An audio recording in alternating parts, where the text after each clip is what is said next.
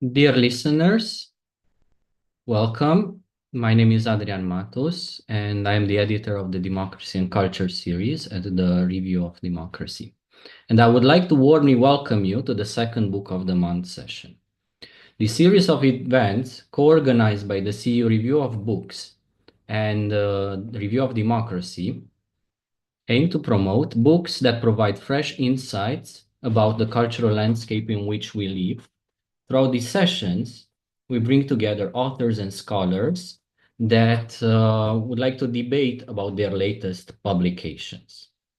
Today, we will discuss the book, The Making of Dissidents, Hungary's Democratic Opposition and its Western Friends, 1973-1998, written by Victoria Harms and published by the University of Pittsburgh Press last year. Victoria Harms is currently an associate teaching professor at the Johns Hopkins University in the United States. Victoria specializes in post-1945 European history and transatlantic Cold War studies. As well, the second guest today, Szabolcs László, is a research fellow at the Institute of History, Han-Ren Research Center for Humanities, and specializes in the transnational history of the Cold War, with a focus on scholarly and artistic interactions between Hungary and the US. Kasper Szulecki is a research professor at the International Climate Governance at the Norwegian Institute of International Affairs, and a professor too at the University of Oslo.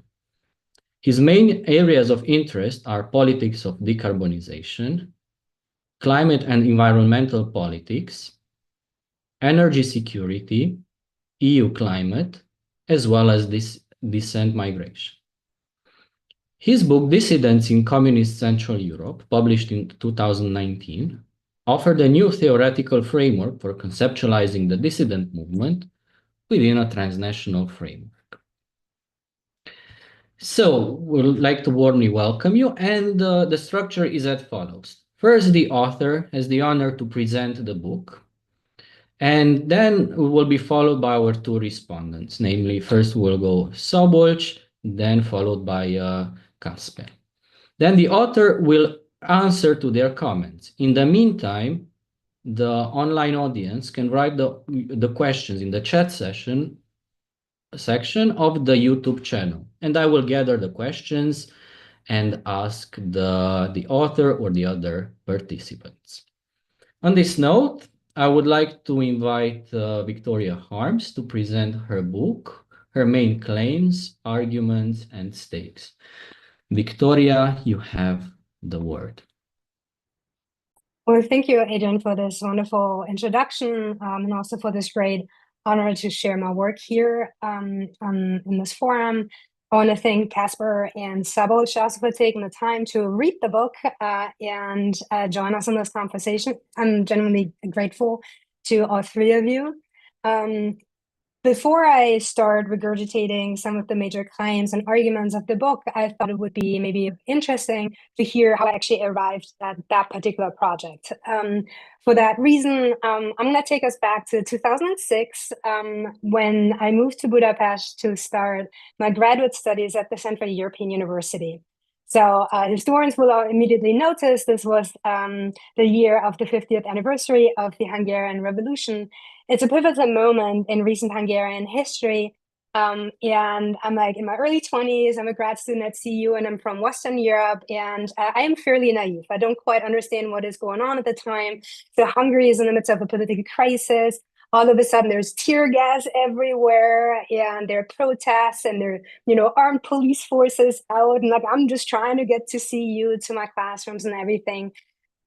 And the irony was that I had arrived at CU with the idea to write a thesis actually on the commemoration of the 1956 Hungarian Revolution. So it felt very timely, but also I felt very underprepared and ill-equipped. And there were enough peers to remind me that as someone born in the West, I would have no place in actually trying to write about East European history. And admittedly, for a very long time, I actually really struggled to understand what was going on, trying to make sense of it. Because growing up in Germany, I did have a certain idea of Central Europe, right? So, I mean, fairly abstract. I don't think I would be able to recall exactly the details, but like Central Europe was present in the conversations in college, in the news. It was like a thing, right? But and also dissidents were somehow, in my life, especially because I remember like my parents reading George Conrad, right?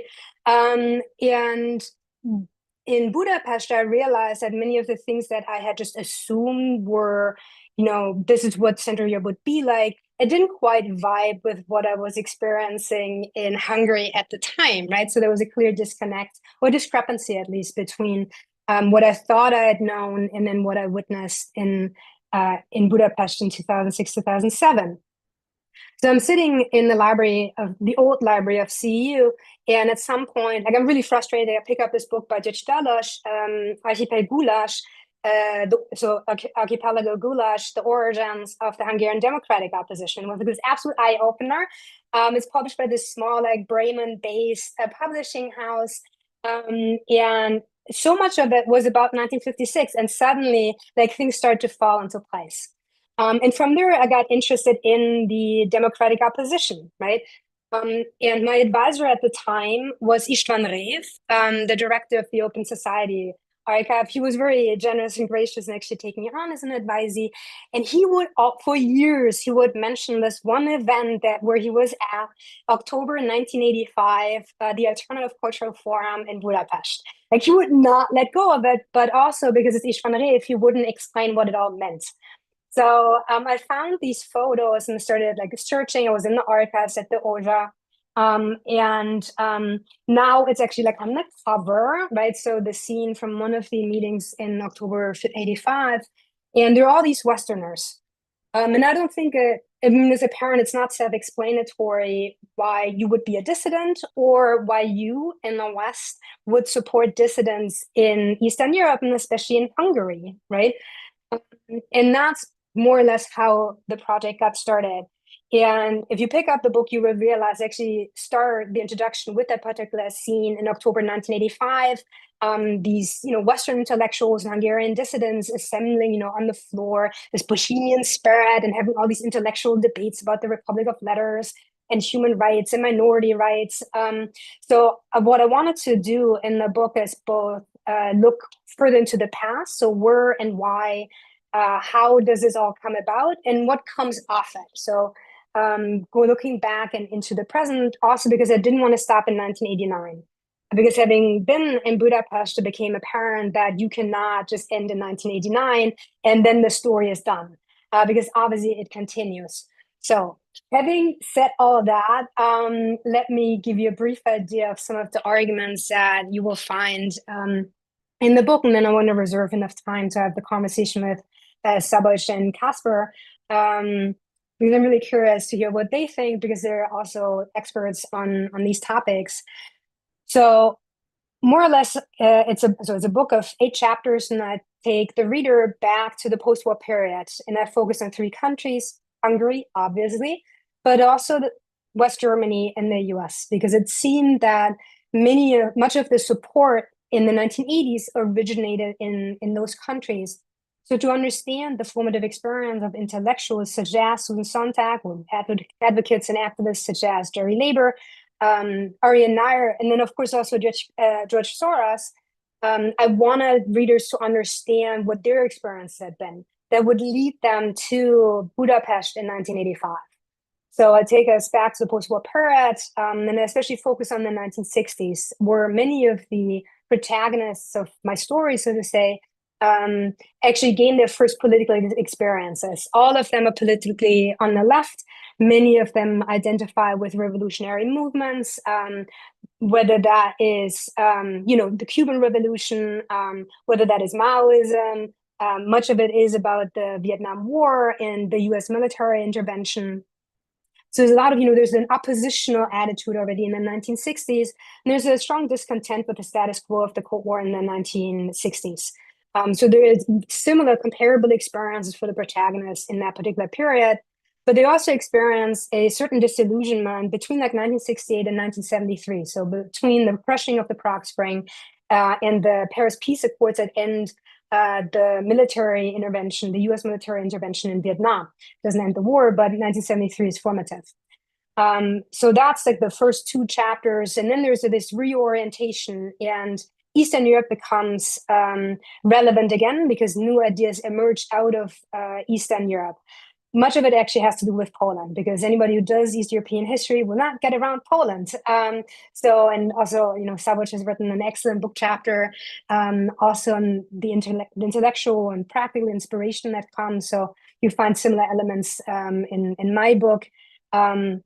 So the Polish protests in the 70s, or is super important, the Charter 77, so a reorientation to what ultimately becomes classic liberalism, right? It's a very different approach to opposition, the realization that revolution is not an option in Eastern Europe anymore, and even reform only in very modest means. And it gives us these ideas of being in the opposition to the status quo, but not being political, even though, of course, much of it is deeply, deeply political. I want to get us to 1980, so we have enough time. So I do assign a lot of importance actually to the Polish crisis. So there are developments happening in the US, in West Germany, to some extent also in Austria at the same time. So people start shifting around, start paying attention to what is happening in Poland, Czechoslovakia, and to some extent Hungary. Hungary is interesting because it's a bit of the odd one out, because the Kader regime had been really good in portraying itself as a liberal regime. The Gulag communism, being quite generous, being quite open, trading with the West, being like the friendly face in Eastern Europe, and that was a particular challenge for a lot of the East Europeans. So having the solidarity with Polish and Czechoslovak dissidents and others was hugely important, right? So there's a shared interest in their opposition activities. They literally speak to one another. They read one another. The Hungarians learn Polish to better understand what is happening in Poland. The same goes for the Westerners. Like, Poland matters tremendously for those activists and intellectuals who care, right? Who are skeptical of the status quo. And you see their structures being created in the West to support dissidents in Eastern Europe, right? So the basic, what will ultimately become Central Europe. So between historic Germany and historic Russia. And those structures are important. And much of the book actually is about agency and structure, right? If you want to go back to grad school and have that conversation, we can do that. So the Polish crisis is inspirational to many, but then martial law is declared. And instead of caving and giving up, actually many double down on their efforts.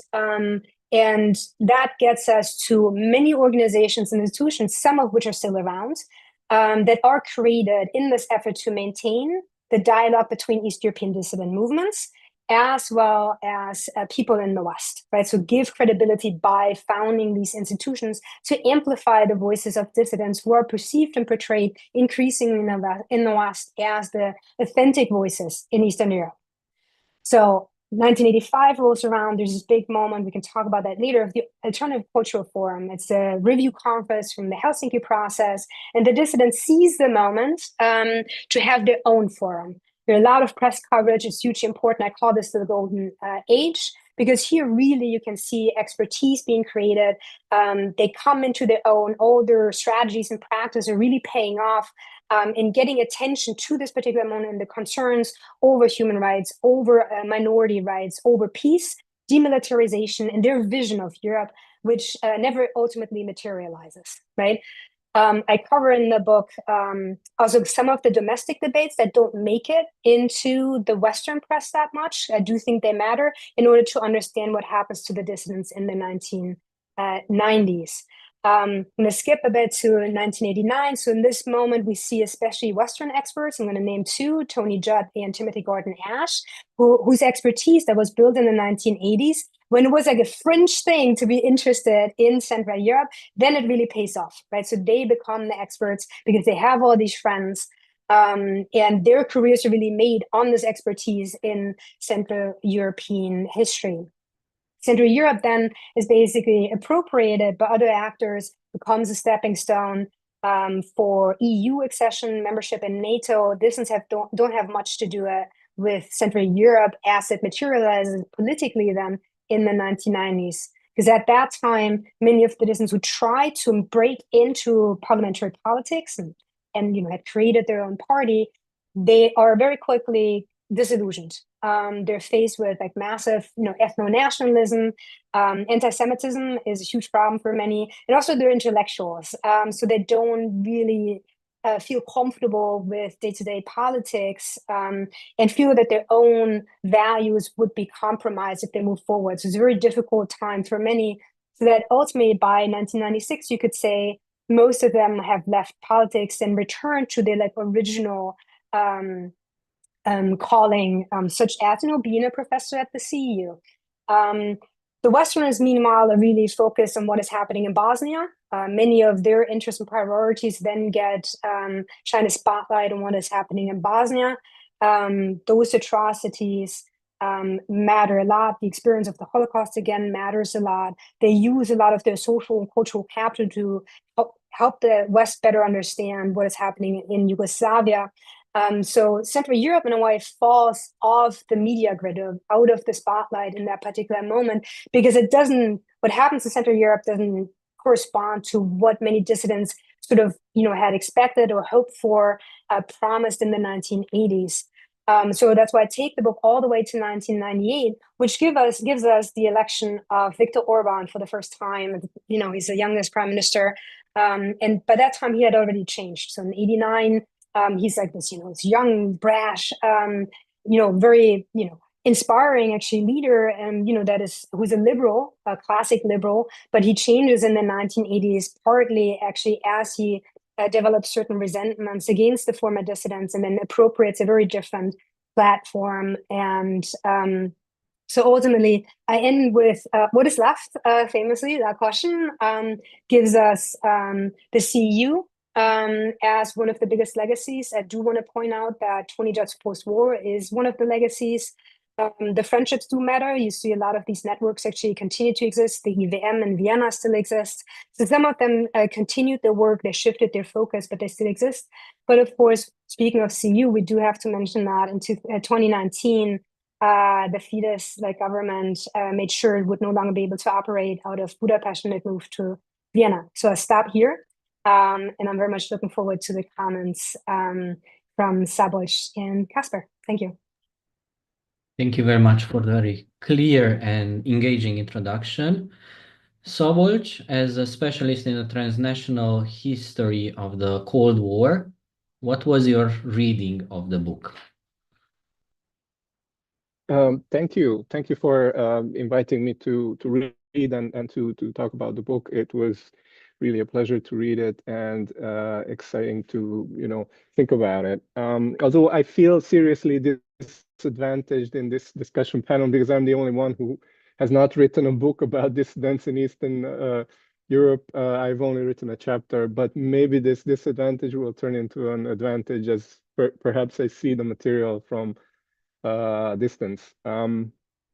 So to me, the book seemed like a polyphonic novel or a polyphonic film that you go through. And I even gave it a title. My title would be Everything You Wanted to Know About East Central European Dissidents, but you didn't have the extra 6-7 years to ask. Or maybe more. Victoria will tell us how many years. So I will give a few things that I appreciated. So that's the advertisement part. Then I will name a few things that from my research agenda or approach were sort of missing perhaps, and then I will give a few questions. So the main strength, or one of the main aspects of the book, is that it is a collective biography of a transnational group of people, a network or community, as you will.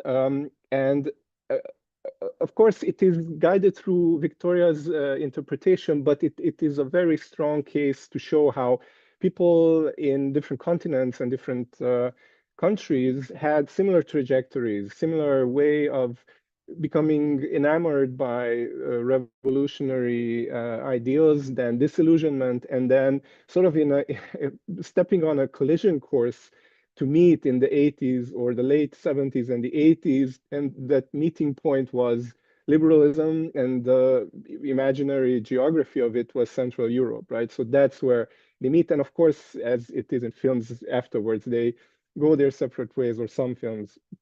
Yes. So the title of the book is the Making of Dissidents, and this emphasizes the fact that we are looking, or the book is looking at a process of construction. So, but it's not just the construction of the dissidents by Westerners; it's also the self-making, the construction of the dissidents of themselves. So there's a co-production here. There's agency on both sides. And that is very well highlighted in the book.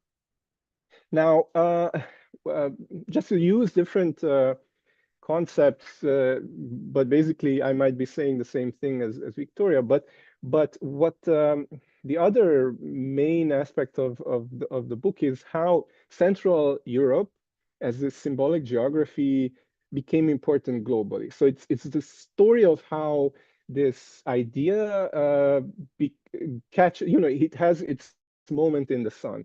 So in a way, it is the story of a very successful political communication done by a transnational network. It is a successful communication. It achieves its goal, as it were. And I also wrote here, follow the money, because Victoria follows the money.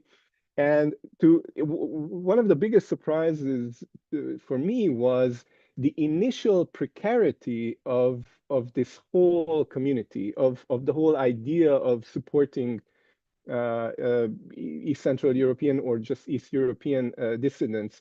And she can show that very nicely with the difficulties and the challenges of getting monetary support, because, say what you want, but organizations, solidarity, all of that requires funds and requires someone has to pay for those books that are sent beyond the Iron Curtain. And we get a very good sense of that from the book. And as I say, I was surprised at the initial precarity of this, because, and why this is ironic is because if you just read the socialist press, and especially read state security or secret police reports from the period, you have this, I mean, the secret police have this image of this huge apparatus with unlimited funds that is sort of paying these provocateurs and these agents from the West.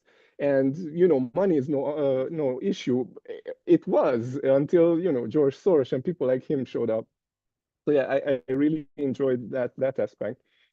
And then another side is shedding light on how these Western experts forge a professional identity out of their initial informal interest, initial curiosity in this issue, and then it becomes more and more like a professional interest. And then, as Victoria already mentioned, it turns into careers, it turns into jobs, it turns into expertise that is formally acknowledged and formally awarded, etc. Now, a short comment here. I feel that this is, I mean, this happens and it's shown well in the book, but this is not a new phenomenon, because earlier emigres to the US, so ever since area studies started, this has been going on, that informal knowledge or insight about Eastern or the Soviet Union became the basis for jobs in the US, because there were, Americans had no access and did not know much about this part of the continent. And lastly, of my advertisement type comments is that the book is an implicit or a latent history of CEU, and a little bit of George Soros as well, but definitely of CEU. And I mean, as an alumni of CEU, I absolutely loved that aspect as well. And what comes across very nicely is that CEU can be viewed as this symbolic thing that sheds light on the political situation of Hungary or the region. So firstly, as Victoria mentioned, it is the concrete legacy of this East-West network of the dissidents and their Western friends. But secondly, it also by the fact that the multi-campus plan in the early 90s failed, is also a very good symbol of how, you know, the dreams and the projects of dissidents very quickly failed and were not popular or were not accepted in the newly established mainstream and the political order after '89. And finally, and perhaps most uh, you know, saddest of all, is that it is the symbol of basically the end of liberal or democracy, big D or small d, in Hungary for sure, because of its, you know, chasing or banishment, even if it's not that direct. But we all know, you know, how and why it happened. Its banishment to Vienna. Um, Now, my expertise is in the longer detente period, and I view all kinds of exchanges that cross the Iron Curtain. So my next comments are coming from that, and they're not meant to be criticisms of the book, but it is basically what I missed. And this is always unfair when you write a review about the book, because obviously what you miss is what you focus on. So take it as like that. One is that scholarship lately has been saying that there's a long detente. So it's not something that started in the late 60s and ended in the early 80s, but something started in the 50s and never really ended. So Békés Csaba and others are saying that there was a long collaboration from the two sides, and this made basically the porous or the nylon curtain possible. This made exchanges and all kinds of interactions between the two sides possible. And this is sort of the backdrop to the emergence of these different kind of alternative kind of exchanges. So not the official ones, but the dissident driven exchanges. Um, what I also miss is a little bit of reference to the evolution of US foreign policy and geopolitical agenda, because that is also something that is sort of contextualizing at least the Western attitudes and Western actions, because at first it was about building bridges, and that's when these cultural and educational exchanges were built up, like the Ford Foundation fellowships, the IREX later on, et cetera. And in a way, these gave the models to people who came later. So when George Soros sets up an exchange for Hungarians at Columbia, he is, I'm not sure if consciously or not, but it is a sort of there was a precedent in 70, 72, 73 when Hanak and Kosári Domokos were visiting lecturers at Columbia, and that was also done by István Deák. So there are these models that later on in the late 70s and the 80s, these dissident exchanges and programs can build on. Yes. So and the other thing is and this would have shed a new light of why were Hungarian dissidents so marginalized and sort of isolated in Hungary. And to me, if we have a better understanding of what it meant that the Iron Curtain was porous and it was sort of a nylon, it was you know, many things could pass through, then we could understand that the Hungarian society was very much westernized. And in my view, it was not a closed society. It was not fully open, but it was definitely not closed.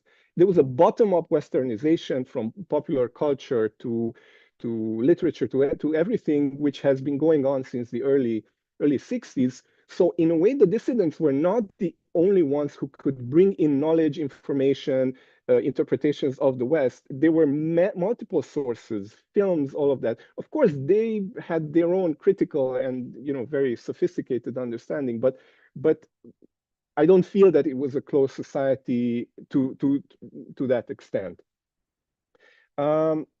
Finally, perhaps a little bit on the elitism of dissidents, right? I feel that there was not enough criticism of that. Like, they are your heroes, they are my heroes to a certain extent as well, but analytically, a little bit more criticism of their elitism. And I do not agree with you when you dismiss Timothy Garton Ash's critique of Conrad, when Conrad says this big Republic of Letters concept, and then Garton Ash says, well, no, I mean, that's elitist, you talking down to people. And it might not have seemed so at that time, but there's a long continuity of that actually happening in Hungary. These very iconic dissident figures always trying to be these gray eminences behind certain political parties or certain political movements in Hungary, and trying to influence them, like talking to the ear of the politician. And this was very heavily criticized by a new generation of leftists or liberals who didn't like this, like that Konrad had the final say, or Agnes Heller had the final say in things. So yeah, that's that comment. And finally, a few questions. Of course, these are huge questions, so pick and choose, Victoria. I will really not be offended if you don't answer all of them. But I was really intrigued by you pointing out that the civil rights movement in the US was a model and something that inspired János Kiss and the other dissidents. So I would be happy if you would talk more on this. And I was wondering whether the New Yorkers themselves were not also inspired by that hugely important phenomenon. How much of the tactics and the strategy and all of that of the civil rights movement had its mark on the later dissident phenomenon? So that's one. The other one has to do with gender, which you very nicely acknowledged at the beginning, but I wonder whether you can unpack a little bit. So for example, I think you mentioned this more than once. One of the female organizers, I think Jerry Labor and Labouret, am I pronouncing it correctly? So you say, as a woman, she drew less suspicion from the authorities, so she could cross the border, right? I think this is fascinating, because what does it mean about dissent? So the authorities then underappreciated her as a woman, but then to their peril, because then she could organize and be more active than the men that they rejected out of hand, but she could go and do that. So I think there's some analytical purchase there for gender and dissent. This is a detail or like a nitpicky question. Is there a reason that you sort of left out any mention of the New York-based Hungarian Human Rights Foundation led by Hámos László? Because they were also at the 1985 Cultural Forum, not at the alternative one, but at the official one. And finally, maybe a devil's advocate provocative question. Do we accept civil society and civil initiatives only if they're liberal and if they're good, quotation? I mean, what happened after 89? Isn't that what the dissidents wanted? Everyone got to say what they wanted to say, and all the nasty stuff came out as well, right? Like, you know, every liberalism in a way means that everyone has their own say. Well, that's what they had to say, and this, right? So isn't this like their victory as well and their downfall? Like they couldn't handle what happened after 89 because, you know, everyone, pluralism, good and bad, you know, erupted. Okay, I'll end there. Thank you for inviting me again.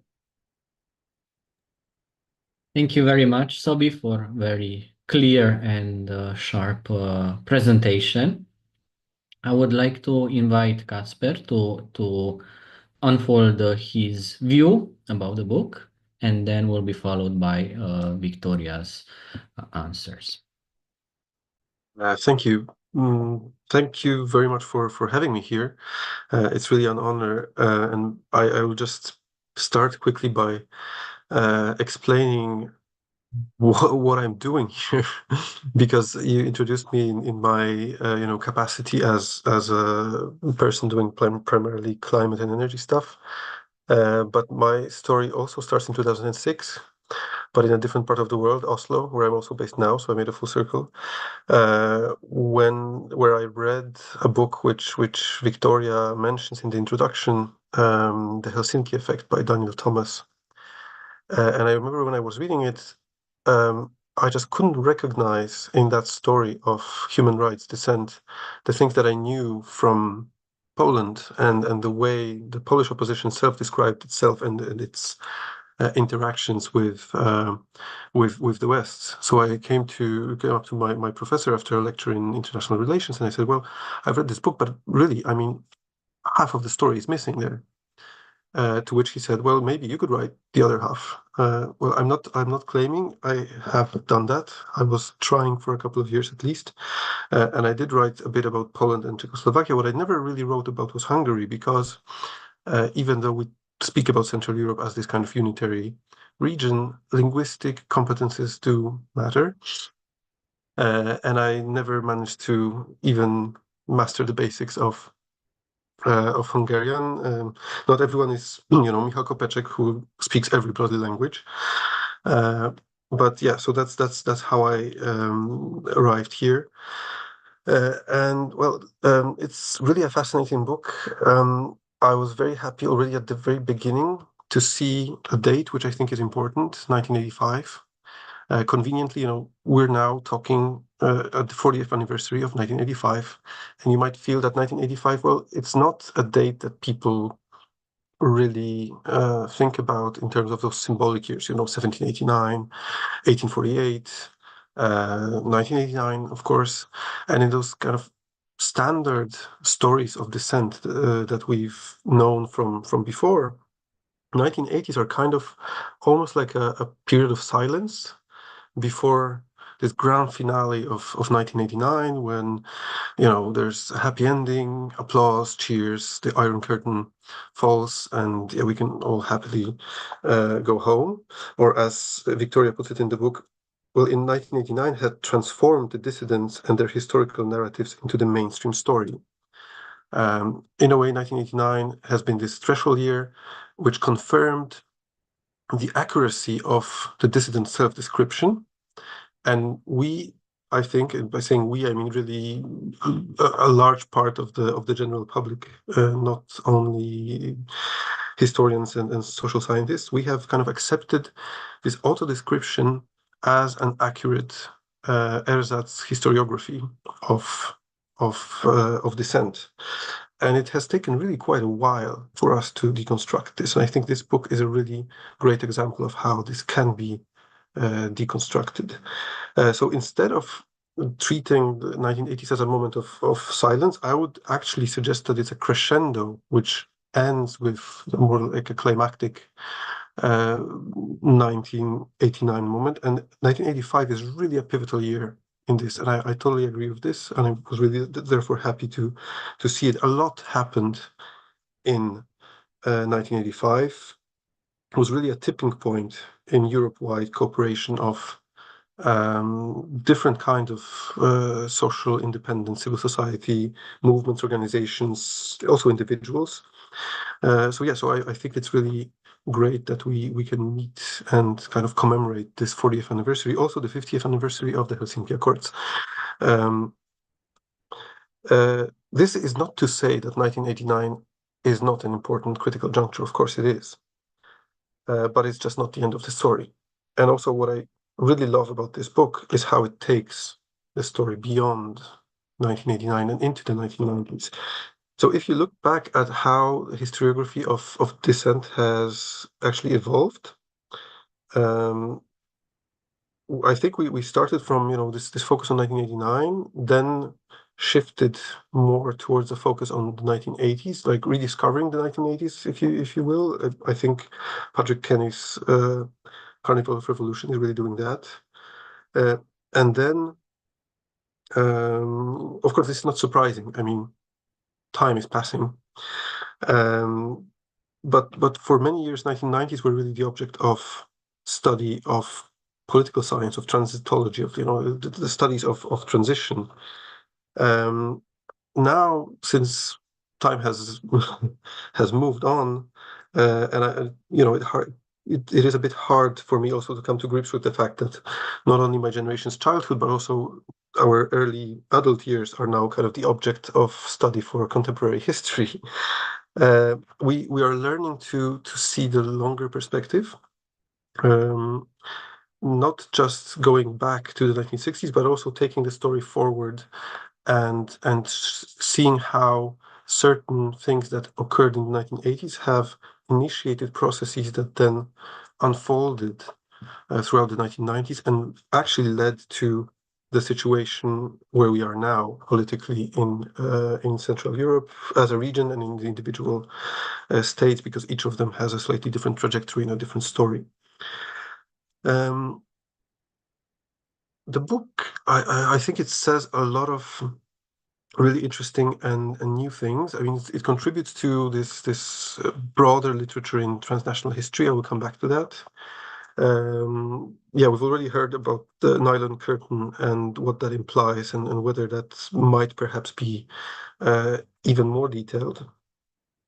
I really love the fact how Victoria managed to combine intellectual biographies of all your different protagonists with their life stories, so with more kind of the practical side of how they evolve as people, and also painting that on a really broad social and political background across the decades.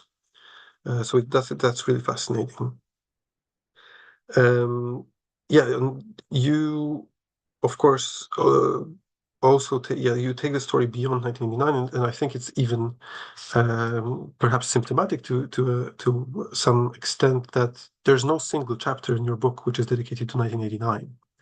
Actually, you have chapter 7, which covers 1987 to 1990, and that already, to me, shows how this approach to dissident historiography has evolved. That it just comes naturally in your story, that you don't stop at that particular date. It's just an element of a longer narrative. I love the way you really deliver on the promise of transnational history, emphasizing the connections between the East and West, how political ideas and meanings emerged from those interactions and from the networks of contacts. And I think this book is really the first one that tells the story of the Eastern and Western side in balance. Of course, I mean, there is somewhat more emphasis on the Hungarian side, but at the same time, in your story, the German and the American New York based protagonists, they're all subjects. They all have a voice. We learn about them almost on equal terms.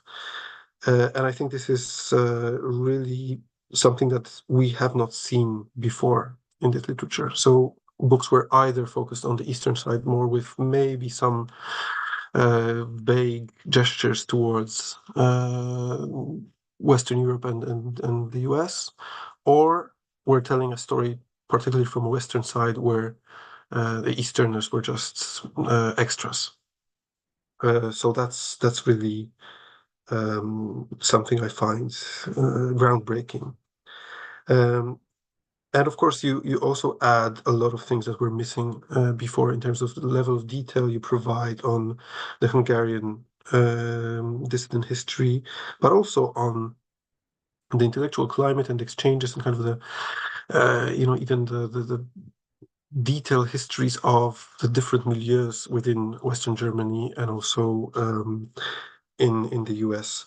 And you convincingly explain what were the stakes of Westerners in those exchanges, in those contacts, why they were engaging in them, what they were looking for, what they were missing, what they were failing to grasp, perhaps, or what they were learning from their Eastern counterparts. And here, I think there's there's really a central idea which appears in your introduction, but is unfortunately not really taken up that much later on.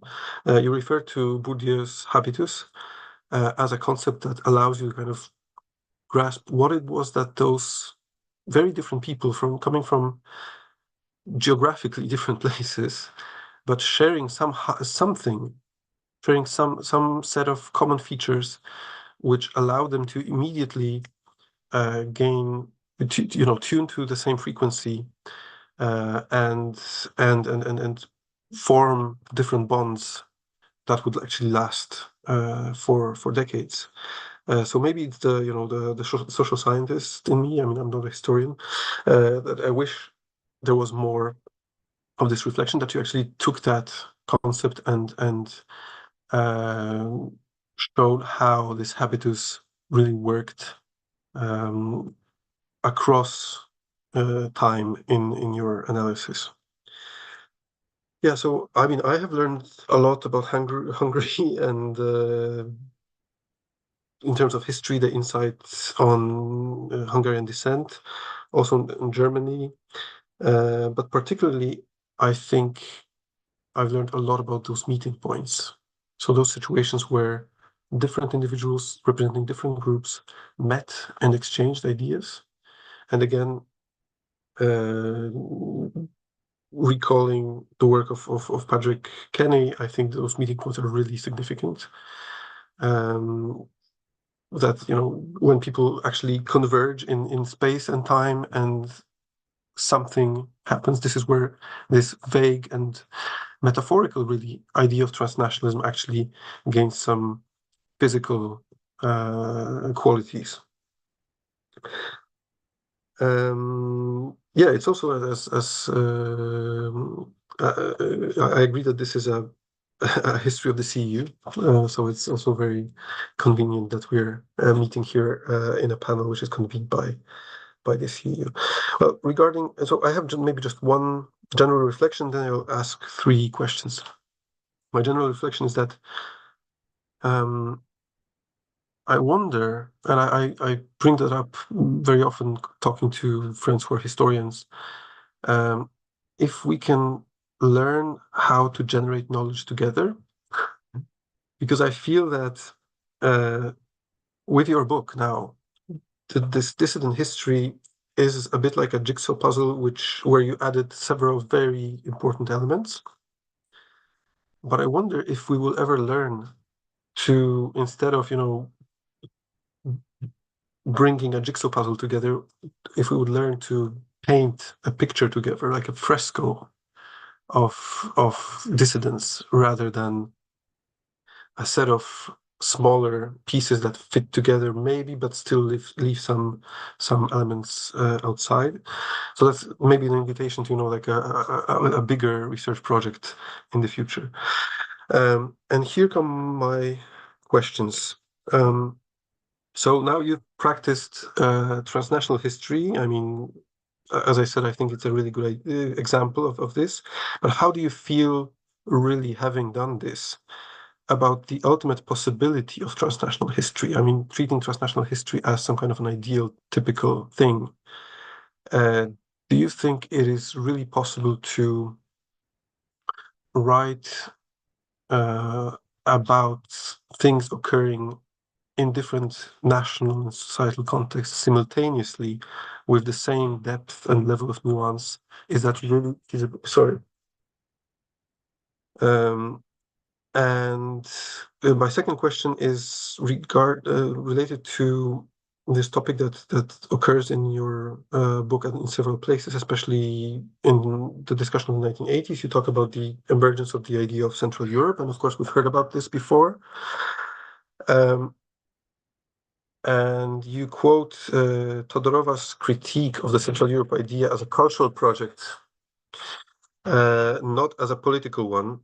And you saying that Central European discourse kind of failed to create a political project. I would really strongly disagree with this thesis, and I wonder what your thoughts about this are. So, I mean, my take on this is that there was this kind of dissident heretical geopolitics, which was really strongly political, and we have actually only learned to look at it from a cultural perspective because writers and artists were actually involved in creating this idea. But maybe, yeah, I wonder what your thoughts are. And lastly, bringing for the third time Patrick Kenny into the picture, he once told me that Timothy Garton Ash was writing about his friends. He himself was writing about his friends. That's why he was writing about a different set of, activists. Well, we as a younger generation of historians and scholars, we don't really have friends among the dissidents. So I wonder, do you feel that this kind of generational distance and the fact that your book, I mean, you had a bit of time to reflect because it came out last year. So a bit of time has passed, and we know that the Owl of Minerva flies at night and whatever.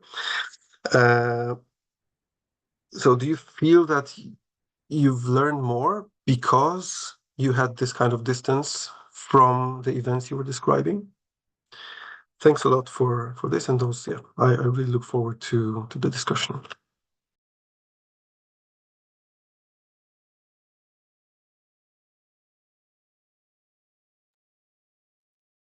Thank you, Casper. Victoria, you have the word.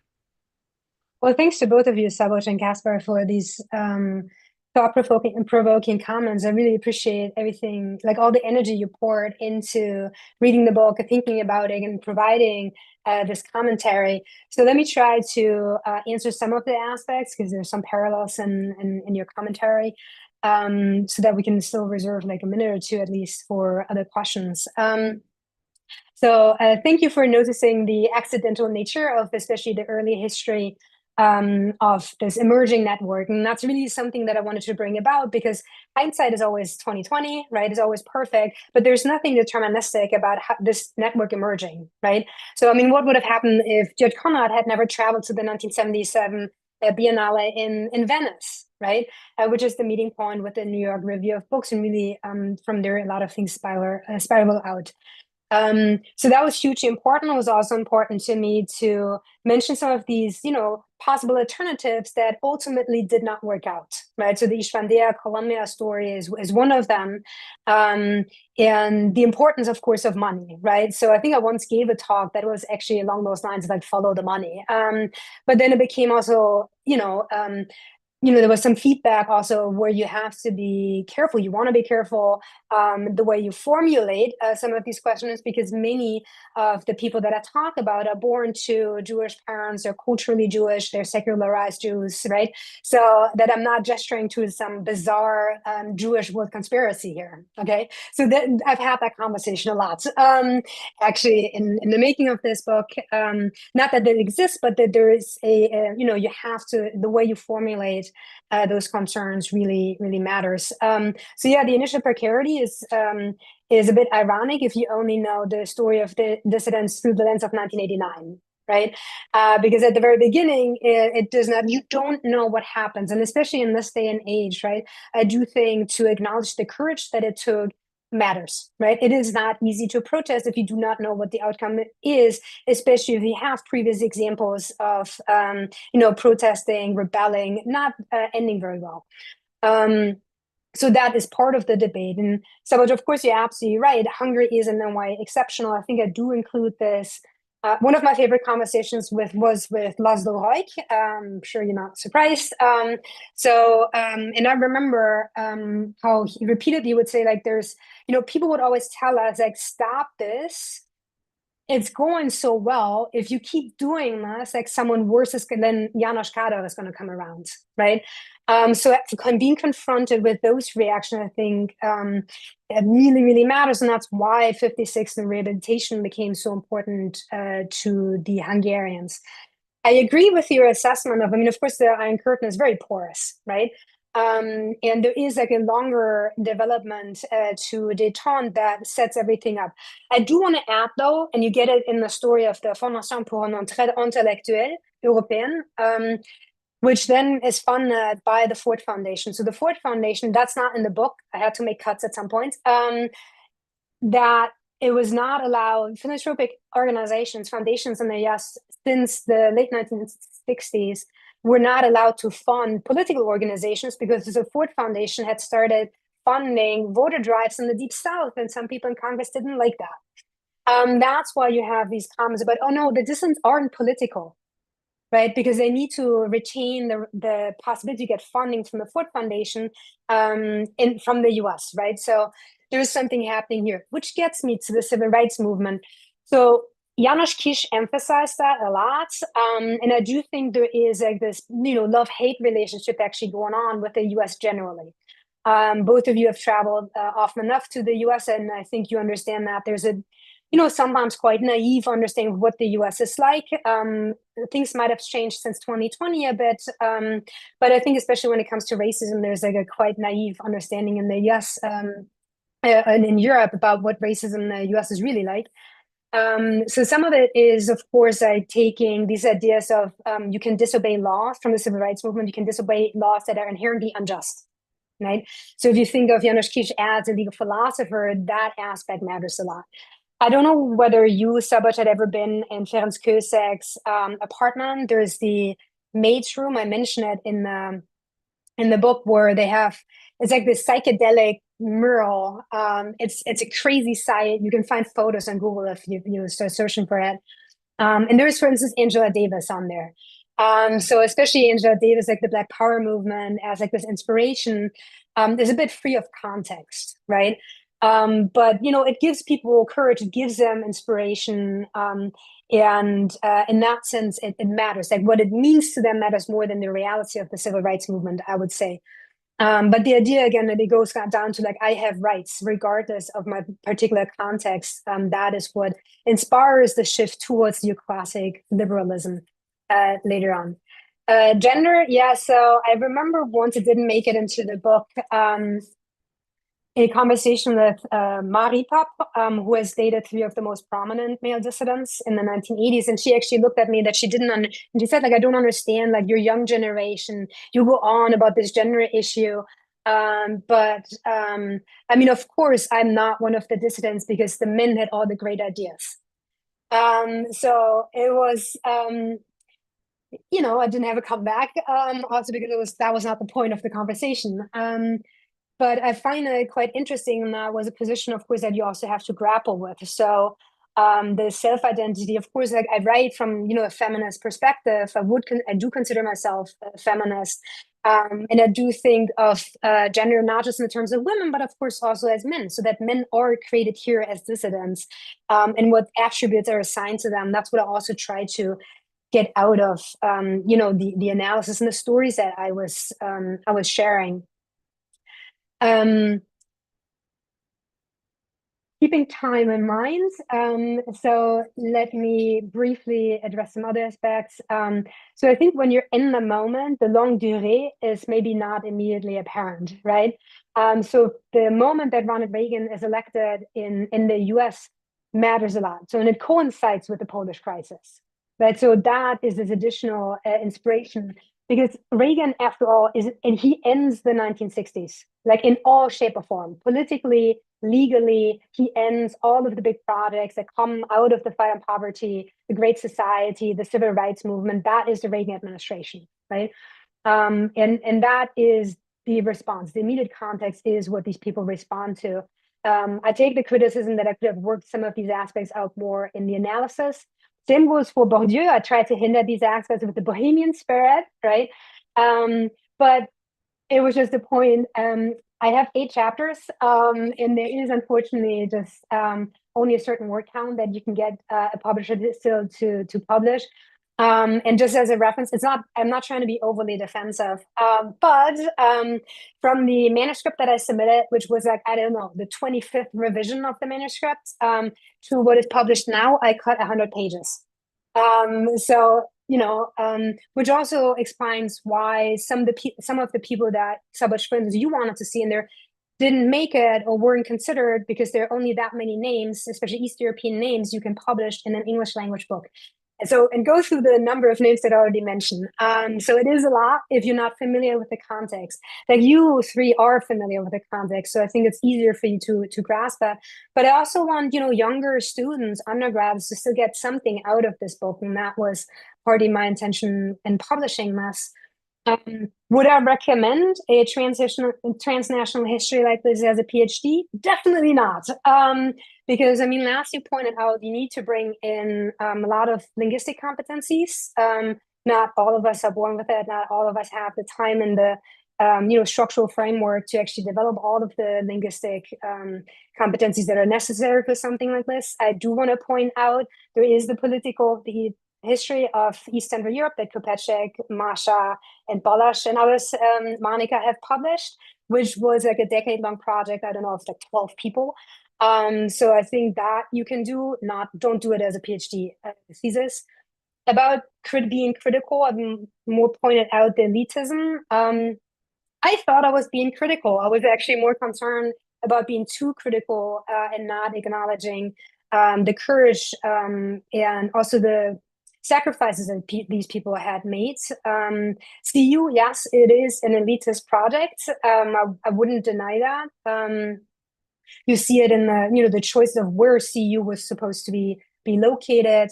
I am, as you, an alumna of CU, and you see, of course, the place that I went to was different from what I'm writing about, but I have been very much informed by it. And the reason why I set up this particular conversation the way I did was that it was, of course, also for me, friends at CU from the region who helped me understand. So there is something about my own experience as trying to make sense of the environment in Eastern Europe, Central Europe, whatever you want to call it, Budapest, that is reflected in the story that I end up writing. I'm going to stop here to leave at least a second or so for another question. Thank you very much. One question from the audience, from Teresa Schnurbus. I hope I pronounced the name correctly. Thank you very much for your introduction. Do you see any economic interest or aspect in the Western support of Central Europe in that time? To this, I would add also my question or rather curiosity. One of the strength points and interesting elements of your book is again the use of oral history and the field work which was done around 2012, if I understood correctly. If you could a bit expand on the field work, the options, the strategy you use, the method, and then a sort of provocative question. If every interview it's unique in itself and cannot be repeated, what would be different if you, in terms of questions, in terms of Foci, in terms of responses as well, from the questions asked in 2012, if someone would do the same investigation now? So between 2012 and 2025, were many elements that your respondents witnessed and encountered, as a matter of fact. Thank you. Yeah, thanks for the two questions. Really appreciate it. Economic interest, not directly. I do think, all of it is happening basically in the context of détente, which of course is very much about, trust and confidence building through economic trade and exchanges. So there's this general framework of an integration of East and West that is happening at the same time and provides, the opportunities at all to actually cross the Iron Curtain. Not by the people involved necessarily, quite on the contrary, and this gets to a point that Szabolcs raised earlier. All of them were actually quite anti-consumerist, anti-materialist, whether they're from the East or the West, that's what they have in common. So they have like this anti-capitalist impetus still in them. And this is not, they're intellectuals. So, buying the next best TV or like an Apple phone, whatever, doesn't exist at the time, but you get the point, is not, a priority for them. Quite on the contrary, I do think there's more the idea that they want to get away from these state-sponsored exchanges, right? Because those, are motivated by increasing trade between East and West. So much of the network is actually trying to create an alternative structure for exchanges that is not controlled by the state, either state, any state, right? So it is really about this whole idea that we create something other than what already exists, and that gets us to the civil society question that Szabolcs had raised. I mean, there is just the disappointment in the 1990s that the civil society doesn't pan out the way they had imagined, right? I think they would completely agree with you in what you're describing as like, isn't this what you wanted? Complete freedom of speech. As anyone, has studied, my freedom ends where your freedom begins. And I think that's where we get into trouble in Hungary, where physical well-being was threatened. And I think we should not completely ignore the possibility of a physical threat is always there. And that's the irony of the 1990s.